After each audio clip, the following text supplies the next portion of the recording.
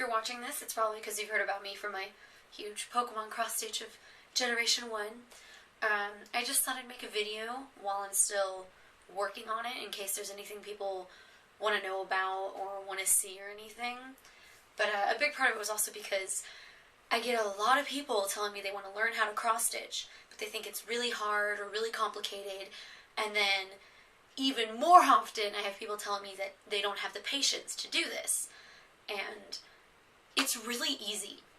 I started cross-stitching in 1st grade, but I sucked at it really, really bad. So I didn't work on it again until about 3rd grade. And I've pretty much been cross-stitching since then. I'm a sophomore in college now, so it's been a long time.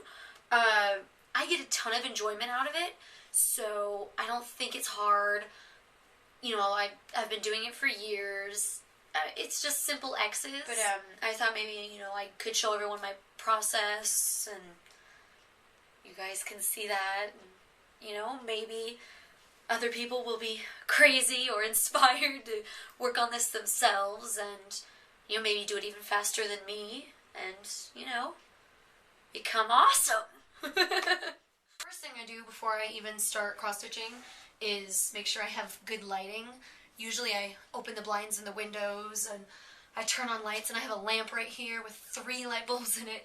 It makes it a lot easier, and it doesn't hurt the eyes as much. And I also dress comfortably because I'm going to be sitting on my ass all day. What I do is I pick the color I want to work with, and I find that symbol. Right now I'm working on V, which is 938. So I went through all these pages, and I got the V's in the general area. I just took a pen, and I lined them out. I don't know if you'll be able to see that on there at all. That might show through because the sun's behind you. But I went through, and I lined them out. So then it's just easier when I actually go to cross-stitch. I don't have to worry about finding them and all that. Oh, I write the date and the times I work on it from when I pick up the needle and thread to when I put it down. So then I just know how long I've worked on it and all that. Oh, I use a knot because this thing is huge and my hoop isn't big enough to hold the whole thing. So I'm just worried that the threads are going to constantly be pulled out. Other people hate knots because it'll leave lumps on the back of the fabric. I have a bunch of cross stitches framed, and they don't have lumps. So I think as long as you use small knots that aren't, you know, gigantic, it shouldn't be a problem.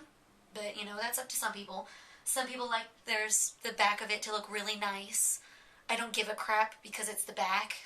I can actually cross stitch in numerous different ways, but this is probably the easiest because I'm right-handed. So my hand-eye coordination with my right hand is a little bit better than my left hand. So having my right hand under here is just easier. But if I'm forced to, like when I'm petting the cat, I can cross stitch with my left hand. It just takes a little bit longer.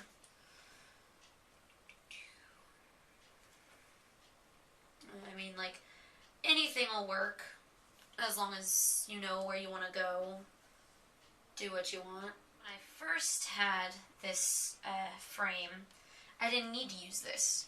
These would tighten really well, and so I would have to push it. But now it's gotten used up, so this up here weighs it down. But, you know, now I use it, and hopefully I don't make any big mistakes. Yes, I lick my fabric. It's just easier to do everything.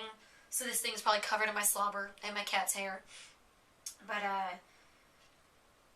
it's easier to thread a needle when they're stuck together.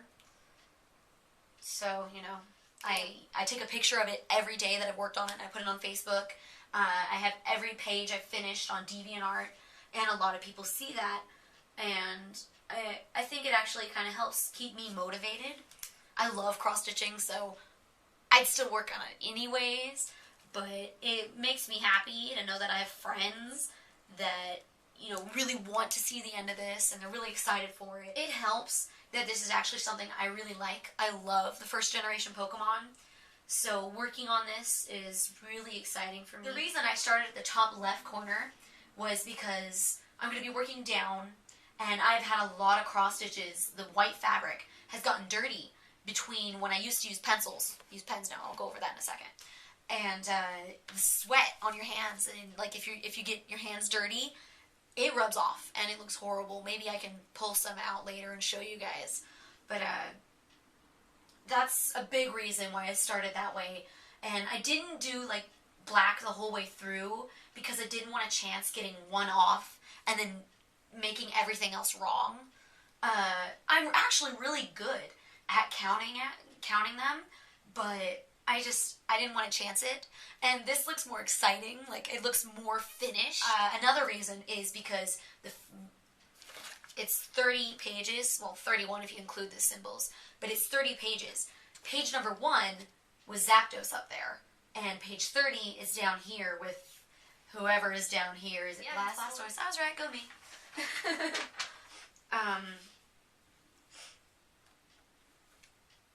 So that's why I did that. And sorry, this row is like killing me. I have to finish it before I forget. The reason I do not use pencils anymore is because the, what's the word I'm looking for? It's not residue. The dust, you'll get it all over your hand. Because, you know, if you work like this, and then when you get over here, it gets all over and it's horrible. Pen, it'll be wet for, 30 seconds to a minute. So obviously you don't want to get that on your hand. But after that, when it's dry, it's not a problem. I tape off the edges because they fray and I don't want my fabric coming undone. That would really, really, really suck. The biggest regret I have for this cross stitch is I didn't want to be bothered counting out how long it was and then situating it in the fabric because it's really far to the left. When I work here, obviously it's pushed up.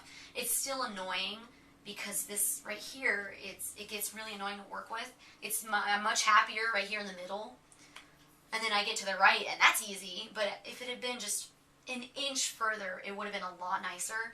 So I recommend if you do this, even if it's just pulling out a ruler and going, okay, it's this long, I'm going to put it here. I recommend doing that. It's a lot nicer.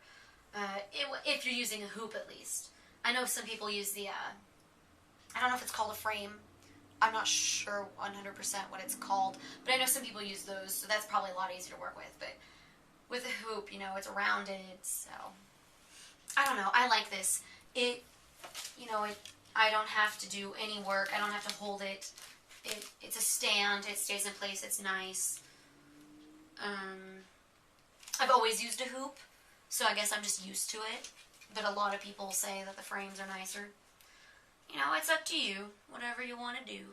Usually, when I have a complete page, I take it out of the hoop, and then I get a picture of the whole thing. And I tape it up either on my door or on the closet. And so I try and get it flat, and then I take a picture of it when I have the blinds open. What I have now is these. I just wrap them around the plastic pieces. I'm not sure what they're called. I don't remember. They're really nice, so I recommend getting those. They are worth it. And, getting this... You can keep them in order, and they don't go anywhere. They just make noises. And then I have these, which I have, each of the colors numbered. And I have each one down here once. Like, the plastic bin is my extra threads. These are just easier for me to get to. I've always used those. You get those when you get a little plastic bag with the fabric and the design. With this one, I got the pattern online, so I just had to go get everything. I don't know, is there anything you guys want to see a video of? Or do you have me talk about? Or do you just want to watch me cross-stitch? I don't know.